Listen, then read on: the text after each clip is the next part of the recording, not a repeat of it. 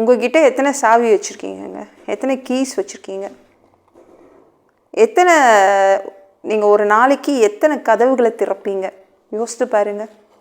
தேவன் இன்னைக்கு உங்ககிட்ட வராரு, நிறைய சாவிகளை எடுத்துக்கிட்டு வராரு, நிறைய கீயெல்லாம் எடுத்துக்கிட்டு வராரு. எதற்காகனா உங்களுக்கு தேவையான கதவுகளெல்லாம் திறந்து வச்சிடறதுக்காக வராரு, எல்லாத்தையும் திறந்து கொடுப்பதற்காக வராரு. எந்தெந்த கதவுகள் உங்களுக்கு திறக்கணும்னு நீங்கள் காத்துட்டு இருந்தீங்களோ அந்த கதவுகளெல்லாம் திறப்பதற்காக சாவிகளோடு வராரு, கீயெல்லாம் எடுத்துக்கிட்டு வராரு.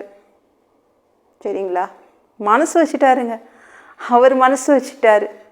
அதனால் நீங்கள் நுழைய முடியாத இடத்துக்கெல்லாம் நுழைஞ்சிடுவீங்க, உள்ளேயே போக முடியாதுங்க அந்த இடத்துக்கெல்லாம் நீங்கள் உள்ளே போவீங்க. எது உங்களுக்கு முன்பாக பூட்டப்பட்டிருக்குதோ அதெல்லாம் தேவன் திறந்து வச்சிருவார்.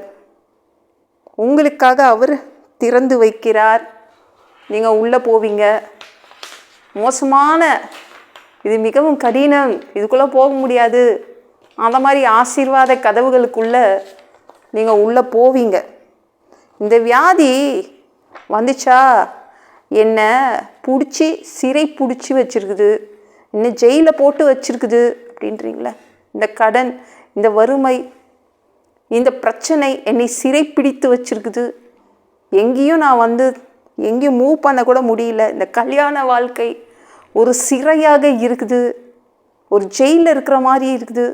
எது உங்களை சிறைப்படுத்தி வச்சுருக்குதோ அந்த அந்த கதவுகளையும் அவர் என்ன பண்ணுறாருன்னா திறந்து விடுறாரு. எவையெல்லாம் உங்களை பூட்டி வச்சுருக்குதோ அதை எல்லாத்தையுமே அவர் திறந்து கொடுக்குறாரு. உங்கள் சிறை வாழ்க்கை இதோடு முடியுதுங்க. நீங்கள் உள்ளே போவதற்காக புதிய கதவுகளை, புதிய ஆசீர்வாத கதவுகளை எல்லாம் அவர் திறந்து கொடுக்குறாருங்க. அவர் மனசு வச்சுட்டாரு திறந்து கொடுக்கணும்னு. நல்ல வேலைகளின் கதவுகளெல்லாம் திறக்கிறார், நல்ல ஆசீர்வாதங்களின் கதவுகளெல்லாம் திறக்கிறாரு.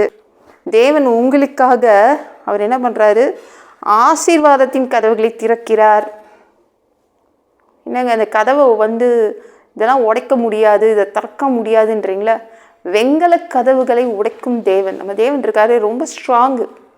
வெங்கல கதவுகளெல்லாம் உடைச்சிடுவார், இருப்பு தாழ்பால்கள்லாம் முறிச்சு திறந்துடுவார். சாவி இல்லைன்னா கூட பயப்படாதீங்க, தேவன் இருக்காரு. நீங்கள் தேவன் திறந்த கதவு மூலமாக உள்ளே போகிறதுனால நிறைய புதையல்களை பார்ப்பீங்க, பொக்கிஷங்களை எல்லாம் பார்ப்பீங்க.